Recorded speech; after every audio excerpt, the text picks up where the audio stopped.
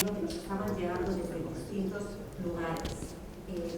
Ya la situación después de Andahuaylas, Ayacucho y, por supuesto, cuando ya dio el episodio de mayor número de muertes en Juliaca en enero, decidimos que teníamos que llevar una misión de crisis, un equipo especial de crisis para investigar las violaciones de derechos humanos que estaban ocurriendo, y especialmente nos centramos en estos 3 lugares que es donde ha habido un mayor número de muertos, ¿no? Ahí fuimos a Andahuaylas, también estuvimos en Chincheros, Apurímac, en Ayacucho, en Juliaca y en Lima, que en Lima había no solo las personas que habían sido heridas o fallecido de Lima, sino también todas las personas que habían sido heridas en diferentes regiones y que habían sido trasladadas hasta Lima.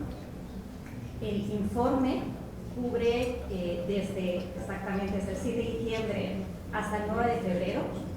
Tenemos 79 reportes de posibles casos de violaciones de derechos humanos. Nos hemos concentrado en 52 de ellos, que es de los que teníamos una mayor información, de los que teníamos también información de varias de las carpetas fiscales. 25 de ellos son personas fallecidas. Hablamos que 20 de ellas podríamos hablar de muy probablemente de ejecuciones extrajudiciales, que hay evidencias. La metodología que hemos estado utilizando han sido entrevistas a las propias víctimas, a víctimas heridas, a los familiares. Hemos estado entrevistando también a testigos, hemos estado revisando decenas de videos, verificando esos videos. Nos hemos entrevistado con funcionarios públicos, con funcionarios tanto de la salud, con miembros de la policía. Hemos estado también reuniéndonos con las fiscalías, con autoridades. En el mes de febrero también tenemos una oficina forense que nos han estado en todo momento asesorando para este informe. Entonces, lo que decimos es con muchas evidencias, hemos tenido también acceso a varias de las carpetas fiscales y ahí se recoge toda esta información. Lo que desde Amnistía Internacional tenemos este compromiso, hemos estado muy en contacto con las familiares de las víctimas, con muchas de las víctimas también heridas. Algunas de ellas están acá hoy en la sala, está aquí el señor Raul Samillán. Ellas, tanto en Andahuaylas, en Ayacucho como en Juliaca, han empezado sus propias asociaciones para elevar su voz, para pedir verdad, para pedir justicia y para pedir reparaciones.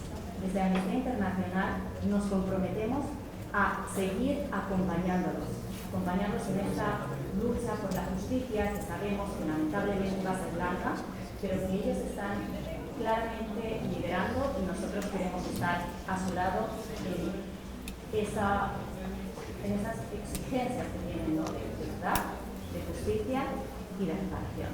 Muchísimas gracias. Gracias, Marina.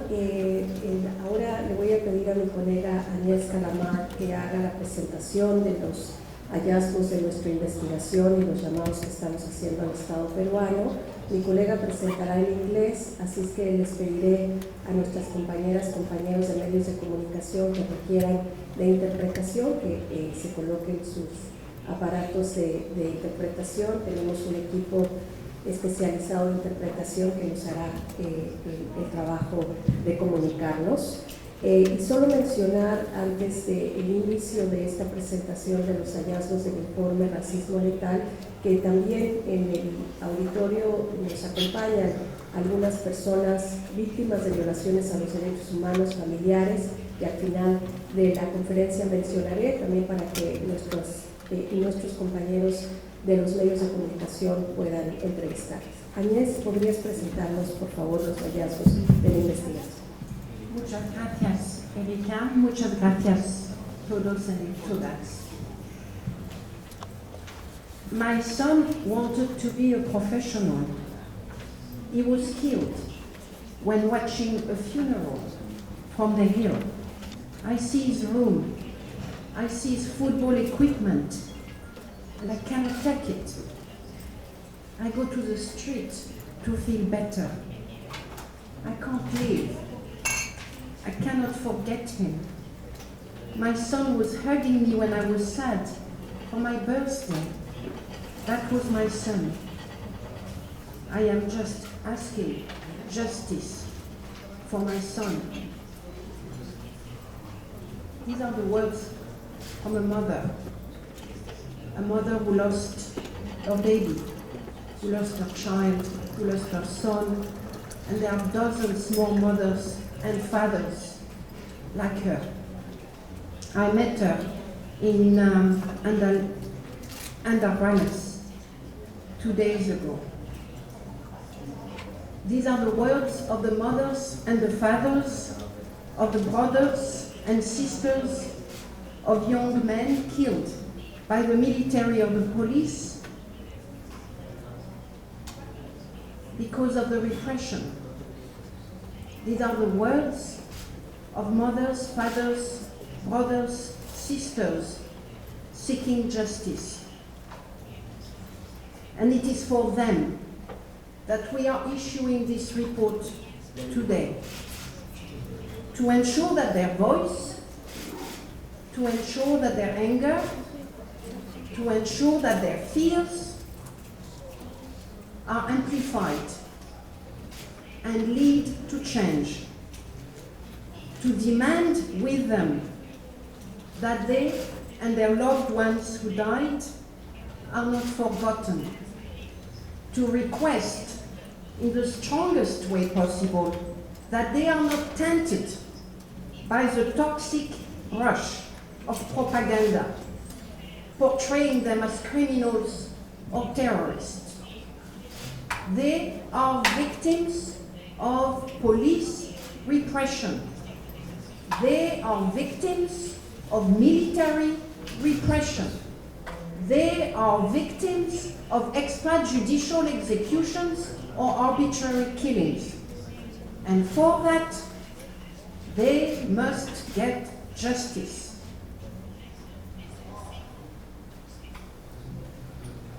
Let me now turn to the 5 key findings of our report. The first one is that the police and the military of Peru violated domestic and international law by using lethal force against protesters under conditions that do not justify the use of lethal force.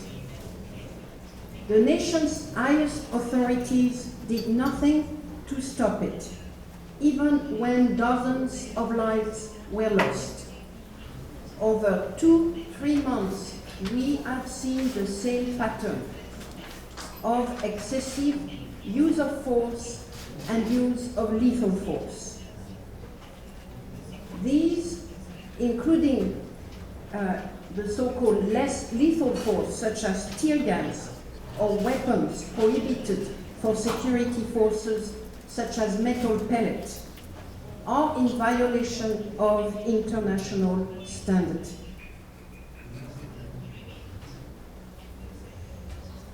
We have documented the killing of 20 people, and those killings were, in our opinion, deliberate and intentional.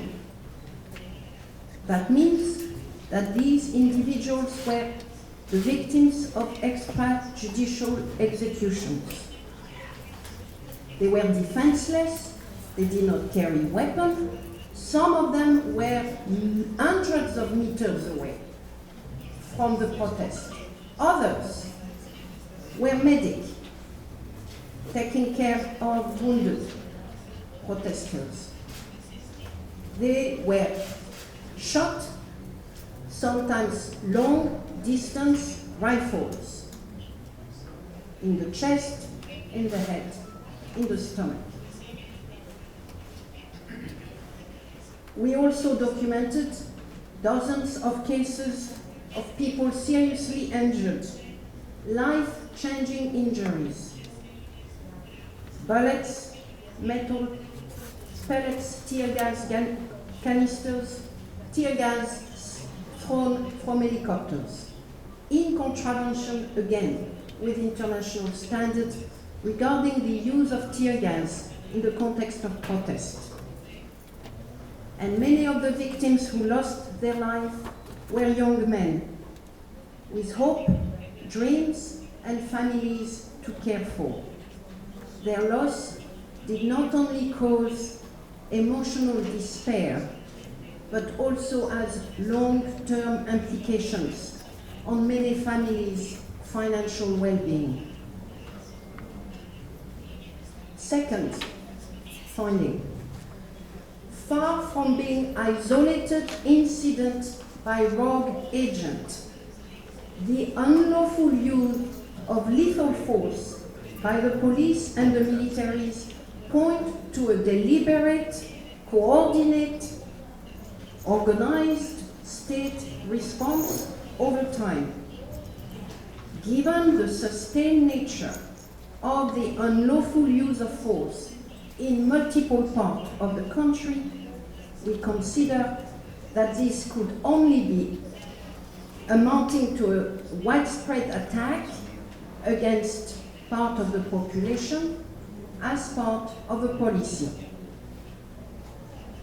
That means commanding officers in the police and army and their superiors, whether they are military or civil, disregarded their responsibility, whether deliberately or through repeated negligence.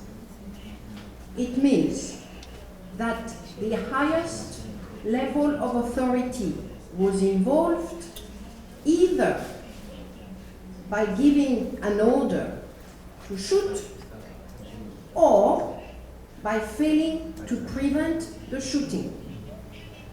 In both scenarios, the responsibilities of the security and civil apparatus is engaged.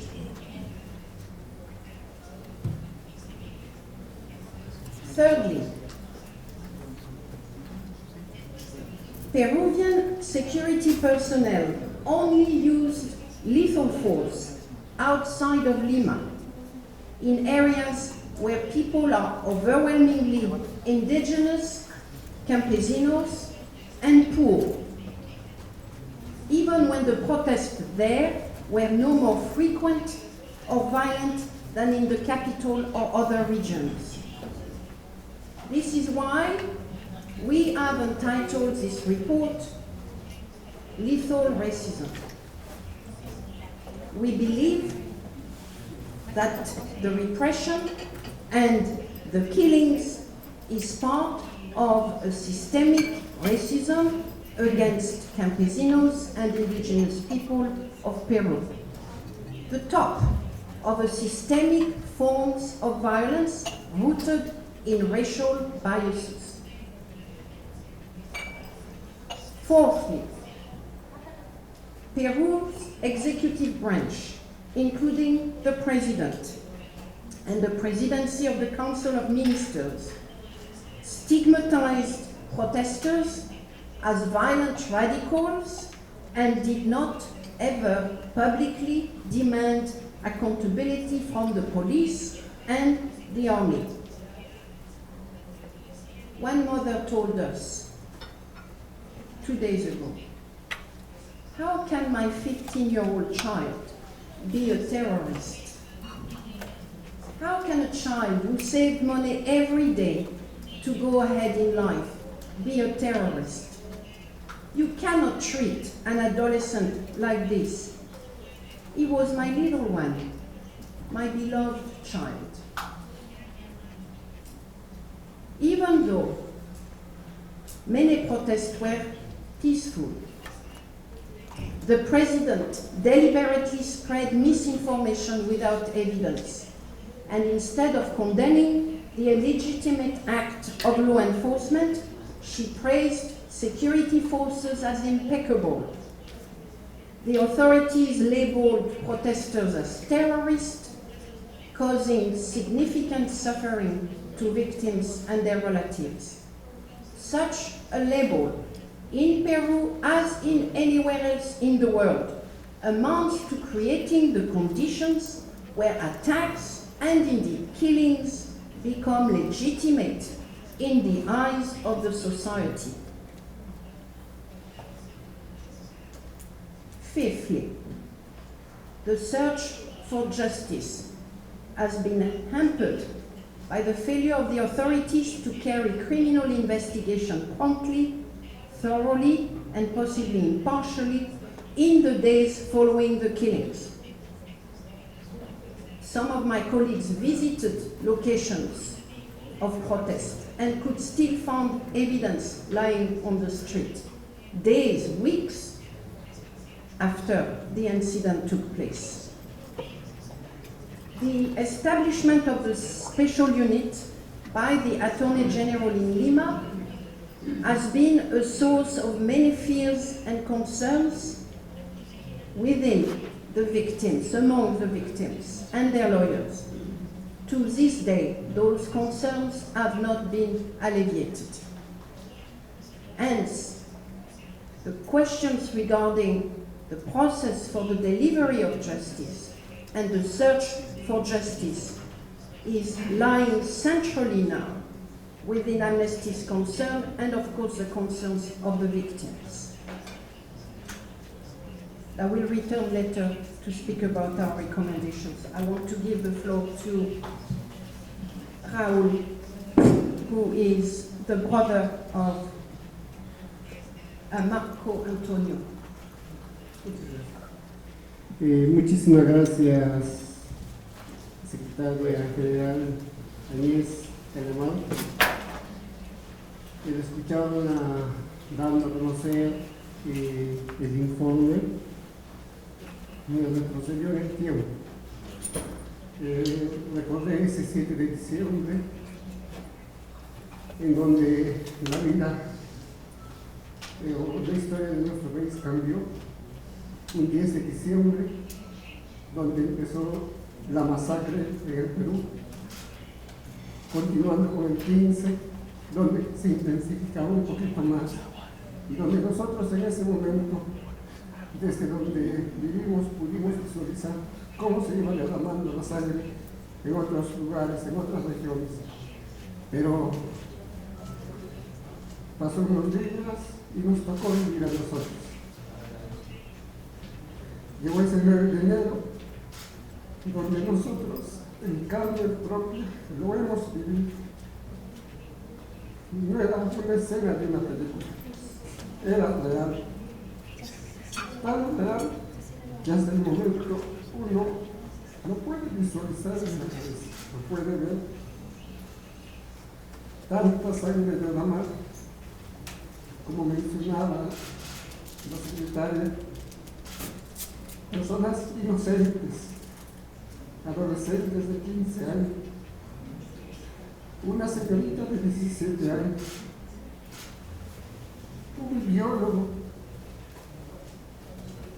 culminando su carrera de medicina, Raul Samillán, quien es mi hermano, y tantas otras personas que les quitaron la vida de una forma tan cruel, tan injusta, y luego acusándolos de vándalos, de terroristas, estigmatizando a nuestros pueblos andinos, tal vez por el hecho de que tengamos otro color de piel, y no somos humanos, tenemos corazón, nosotros sentimos tal como ustedes sienten. Y eso es lo que nos duele, esa discriminación que no cesa, que hasta el día de hoy lo seguimos viviendo. Ya no nos atacan de manera física con armas, pero sí verbalmente. Buscan la manera de destruirnos, porque lo último que hicieron desde el gobierno y sus instituciones es llevar nuestras carpetas de investigación aquí a la ciudad de Lima, causándonos una gran preocupación, un dolor y una desesperación. Ahora, ¿qué hacemos? ¿Cómo afrontamos este camino de justicia? ¿Quién nos podrá ayudar a que nosotros nos podamos movilizar y brindar nuestros testimonios aquí. Y no solo pasa con Puno, Juliaca, ya lo han hecho con el escudo, ya lo han hecho con Andahuaylas. Lo que quisiera que se lleve en el mundo esta voz mía es representación de mis hermanos de Juliaca, que pare, que cese este maltrato hacia nosotros. Queremos vivir, queremos tener paz en nuestro corazón, queremos ser personas como éramos al principio. Sentimos que nuestras fuerzas se van día a día, minuto a minuto. No sabemos cuándo terminará. Por eso, mil gracias a la Secretaria Agnes Callamard, a la doctora Marina Navarro, por permitirnos estar aquí y darnos esa oportunidad de expresar lo que sentimos en nuestros corazones. Permitirnos expresar lo que nosotros estamos sintiendo, estamos viviendo hasta este momento. Pasaron tantos meses, pero ahí estamos, aún con el dolor, como si fuera el día de ayer. Solo quería decirles esto. Muchísimas gracias.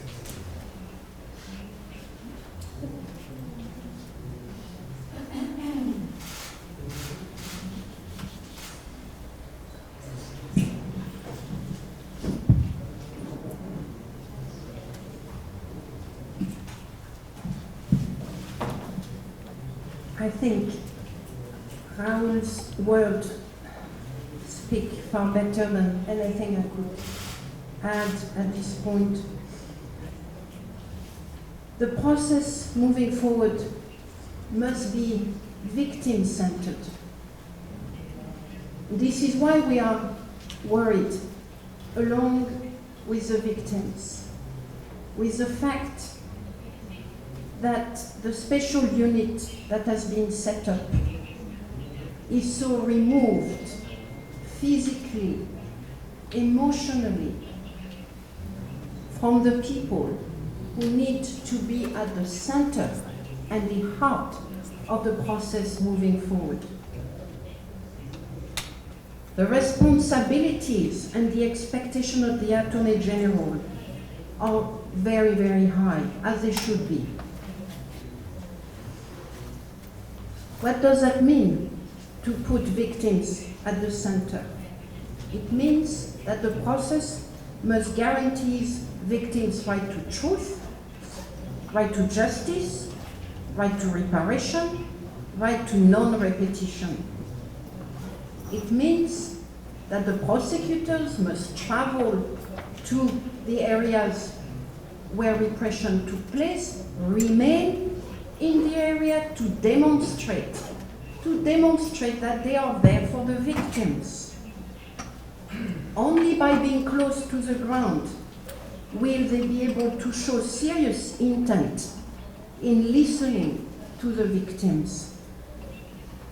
There need to be regular in-person contact with the victims and their lawyers. There need to be regular information being provided to the victims and their lawyers. They need to know where the process is. They need to know what are the steps taken. The investigation themselves must proceed, and that means that we need to see those suspected of killings being identified, those suspected of contributing to the killings being identified, no matter how high up the chain of command and responsibility. These takes the prosecutors. They should avail themselves of the best possible expertise, ballistic, forensic, medical, scientific. If this is not forthcoming nationally or not available, they should call on international technical support from international and regional mechanisms. They have expertise, including in Lima. International organizations are prepared to give that expertise. So Amnesty International is calling on the prosecutors, the Attorney General, and the state to ensure that this expertise is made available immediately. Finally, we are calling as well on the Attorney General to ensure that there are funds made available to the victims. She has at her disposal a special fund for victims. This was not meant for this repression, but there is no reason it cannot be expanded for the context of the repression. And the victims need support to participate to the investigation, to be active participants in their search for justice. Everywhere we went, every person we met, have stressed the financial cost associated with the trauma, the rehabilitation of the victims, the participation in the investigation. Many families now who were already living on the edge of poverty are falling into abject poverty because the person providing them with the main source of income is dead or unable to work. They cannot wait for the end of a very long process to receive reparation. I want to relay my shock from realizing that killings and injuries perpetrated against protesters came on top of many other forms of violence, structural and systemic, that these communities experience. We are talking here about poor, disadvantaged, marginalized communities with dignity. Oh gosh, dignity they do have, and demands and understanding. But for what happened to them, they must be compensated. They must receive reparation. And while the full process for reparation may take a long time, meanwhile, it is the responsibility of the state to ensure that those families are able to survive, to give an education to their children, clothes, food. Right now, this is not possible. That is, adding another form of violation to the one that they have already experienced. This is why we are calling on the state to set up immediately a fund for victims, so that the minimum basic necessity of life can be covered, while the ongoing process for the delivery of justice take place. We are calling on the state to ensure that medical support is fully provided, including therapy and rehabilitation for those who have been the victims of life-changing injuries.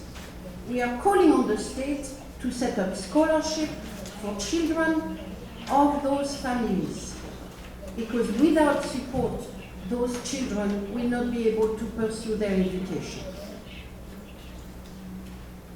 I think you have heard from Raul the pain, the suffering, the injustice that they have experienced at the hands of the police and the militaries, that is at the hand of the Peruvian state. It is now time for the state to change path. It is more than time for the state to respond to the search for justice, for truth, for support, for justice. Thank you. Gracias, Agnès. Muchas gracias, Raul Samillán, por compartir tu testimonio, gracias Marina. Y bueno, compañeras, compañeros de medios de comunicación, ustedes han escuchado ya las conclusiones de la investigación de Amnistía Internacional, una investigación que documenta el uso letal de la fuerza, el uso racista de la fuerza letal en el Perú. Este informe, Racismo letal, ejecuciones extrajudiciales y uso ilegítimo de la fuerza por parte de los cuerpos de seguridad del Perú, es un intento para coadyuvar con los esfuerzos de las víctimas, de las familias, de las comunidades que se han tomado las calles en exigencia de un cambio en un sistema político que hasta el momento no ha respondido a sus demandas de dignidad y de justicia. Hemos conocido que algunas regiones iniciarán nuevamente movilizaciones precisamente porque la respuesta del Estado hasta ahora ha sido una respuesta violenta, una respuesta represiva que busca castigar las voces de aquellas personas que, ejerciendo su derecho a la protesta pacífica, a la libertad de expresión, de asociación, han sido brutalmente reprimidos por el Estado, pero que aún no se han abierto las puertas del diálogo nacional para que se resuelvan sus demandas y reivindicaciones históricas que han llevado a estas personas a ejercer su derecho a la protesta. El informe de Amnistía Internacional es el inicio de un largo camino de acompañamiento, de campaña global, en donde seguiremos exigiendo a nivel mundial la justicia, la verdad y garantías de no repetición. El día de ayer entregamos en Presidencia más de 200,000 firmas provenientes de 23 países, en donde las personas se han tomado la justicia como algo personal, se han tomado la justicia y las demandas de las víctimas como algo personal, y seguiremos poniendo presión a las autoridades peruanas y a los gobiernos del mundo para garantizar que esa justicia sea una realidad. En la reunión con la Fiscal General de la Nación le hemos presentado no solo los hallazgos de la investigación con la intención de que pueda coadyuvar a los esfuerzos de investigación de este equipo especializado que hoy día, según comenta la Fiscal, están dedicados exclusivamente a la investigación de las violaciones a los derechos humanos y de los crímenes cometidos en el contexto de las protestas. Pero también hemos compartido con la Fiscal y su equipo las múltiples preocupaciones y demandas de las víctimas y sus comunidades. La lejanía de la realidad entre el discurso que presenta la Fiscalía y lo que están viviendo las comunidades nos muestra que lamentablemente el camino para la justicia aún queda muy lejos si no se garantiza la rendición de cuentas, y son quienes dispararon, quienes jalaron el gatillo y quienes ordenaron o por omisión permitieron estas gravísimas violaciones a los derechos humanos llevados ante la justicia. Así que continuamos con nuestra labor de documentar, de investigar, pero sobre todo de acompañar a las víctimas en sus demandas de justicia, de verdad, y exigirle a las autoridades garantías de no repetición sobre las movilizaciones y protestas que han sido anunciadas. De lo contrario, estaríamos frente a un contexto gravísimo de crisis profunda de violaciones a los derechos humanos.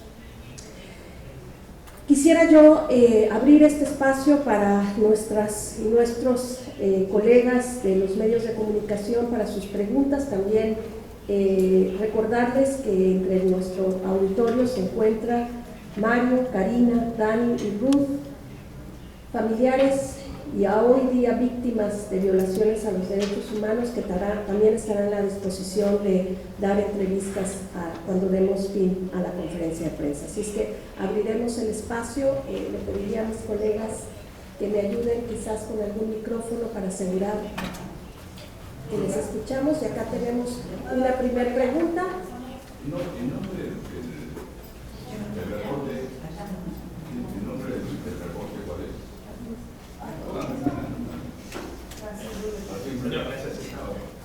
Racismo letal, ejecuciones extrajudiciales y uso ilegítimo de la fuerza por los cuerpos de seguridad de Perú.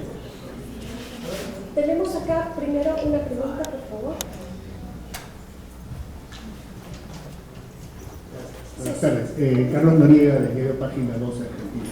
Yo quería preguntarle si los delitos, la denuncia que ustedes hacen, que incluyen ejecuciones extrajudiciales, uso excesivo de la fuerza, califican, de acuerdo al derecho internacional, como crímenes de lesa humanidad, si ustedes los califican como tal, como crímenes de lesa humanidad, y se consideran que es bajo esos términos que deberían ser procesados tanto en la justicia interna como en la justicia internacional eventualmente. Atrás había otra pregunta, vamos a iniciar con una ronda de 4 preguntas. Sí, yo quiero saber, tras el informe de la CIDH, el gobierno dijo que no acepta el término de ejecuciones extrajudiciales para calificar lo ocurrido. Ustedes hablan de posibles hechos que calificarían como ejecuciones extrajudiciales. Técnicamente, ¿cómo se justifica o se califica una muerte como ejecución extrajudicial? Atrás, en la parte de atrás, por favor. Sí, buenas, de la agencia France Press. Mi nombre es Luis Javier Cisneros. Quisiera preguntarles en su informe cuál es la diferencia esencial en cuanto a demandas de autoridades peruanas respecto al informe que hicieron ustedes en febrero. El informe de febrero contiene, sin los números de las víctimas, exactamente lo mismo que ustedes están anunciando hoy día: fuerza letal, represión brutal, racismo letal, 12 víctimas documentadas en el mes de febrero, hoy son 25. Pero ¿qué es lo que piden exactamente, más allá de la retórica, digamos, de la exhortación a las autoridades a una investigación imparcial? ¿Consideran que las autoridades están encubriendo a algunos jefes militares o, en su caso, a la misma Presidenta de la República? Si pueden explicarnos cuál es el sentido de este nuevo informe, por favor. Y una última pregunta de este lado, luego ya voy a pasar a la siguiente. Buenos días, Hernán Florín desde la Unidad de Investigación de Latina. 2 consultas. En la metodología mencionaron que habían podido conversar tanto con el ejército como con la policía, ¿no? A estas alturas ya se conocen nombres individualizados, jefes de regiones, comandantes, coroneles, tanto en provincias como en Lima. Y bueno, cuando la prensa pregunta, la respuesta es que está en investigación. Quisiera saber si a ustedes les han rendido cuentas en estos casos de 20 casos documentados, ¿no? Y segunda pregunta, si están de acuerdo con el pedido de algunas organizaciones internacionales de que la investigación que lleva la Fiscalía pueda ser acompañada de un grupo de expertos independientes. Si les parece, vamos primero con esta ronda para que nuestros panelistas no se olviden. Yo le pediría a Agnès si nos puedes contestar las ideas. Thank you very much for the question. I will take the first 2. Before becoming the Secretary General of Amnesty International, I worked for 5 years as the UN Special Rapporteur on extrajudicial, arbitrary or summary killings. I've conducted many investigations. The most well-known one was the investigation into the extrajudicial killing of Jamal Khashoggi, the Saudi journalist killed in Turkey. I've also done a lot of investigation of people killed during protest. So what is the difference between an extrajudicial execution and an arbitrary killing? An arbitrary killing may be the product of a non-intentional action. It may be the outcome of the use of force that will be indiscriminate or excessive. An arbitrary killing may not be intentional. An extrajudicial execution is one that is intentional, i.e. there is a deliberate intention on the part of the perpetrator to kill that individual. That is the main difference.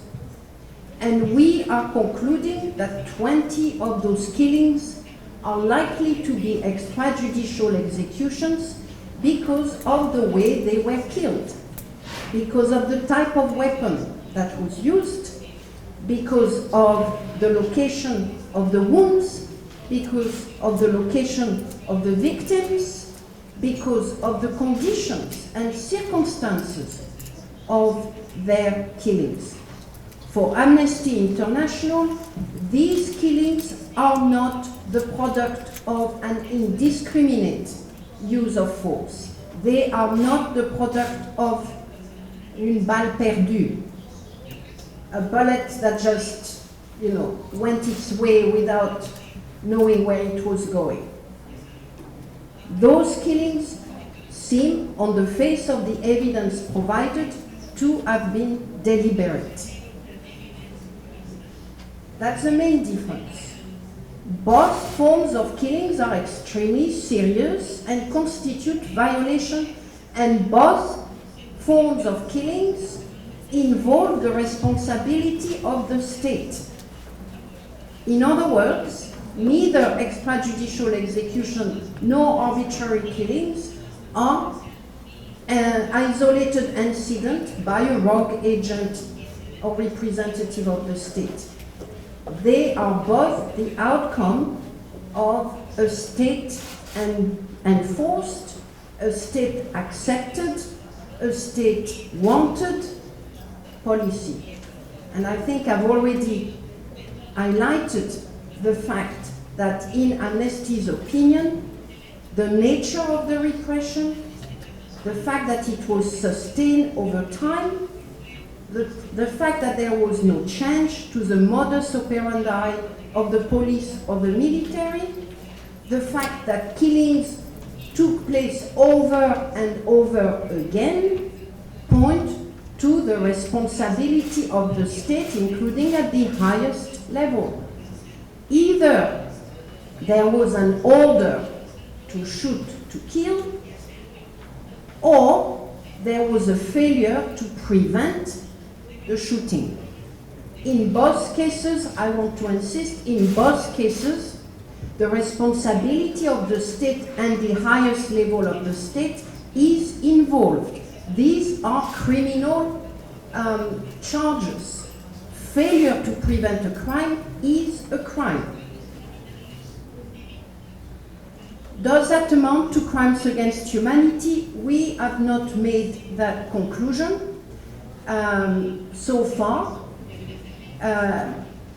It could, it may, but this is not something that we have, we have not conducted the investigation with that in mind. Crimes against humanity demands a very high threshold of evidence that we have not conducted. It will require much more work on our part in order to come up with a finding either of crimes against humanity or not. Marina, ¿quisieras responder la pregunta sobre el tema de acceso a la información por parte de policías y militares? Sí, voy a aclarar un poco la información de la metodología con respecto a los policías y los militares. Cuando comenté que hemos tenido entrevistas con policías en regiones que de manera anónima nos han dado información que ha sido crucial para las conclusiones que hemos sacado en este informe. Sin embargo, debo decir que cuando solicitamos reunión con el ministro de Interior, no nos la concedió, tampoco los altos cargos de la policía en Lima, que nos dieron en diversas ocasiones reuniones que luego fueron aplazadas y nunca se ha podido llegar a concretar. En cuanto a el ministro de Defensa, sí que nos dio una entrevista en el mes de febrero, y en cuanto a la información pública, la del Ministerio de Defensa no respondieron a nuestras solicitudes de información pública, que era información clasificada por seguridad del Estado, y el Ministerio de Interior ni la policía no nos llegaron a contestar a nuestros pedidos de información pública. Gracias, Marina. Y respecto a la petición y a lo que se ha ofertado por parte de la Comisión Interamericana de Derechos Humanos en cuanto a asistencia técnica y la posible creación de un grupo interdisciplinario de expertos independientes, que ha sido una experiencia que se ha implementado en otros países como México, Nicaragua, Bolivia. Por supuesto que Amnistía Internacional apoya cualquier demanda, cualquier llamado para que la Fiscalía particularmente reciba de la asistencia técnica debida.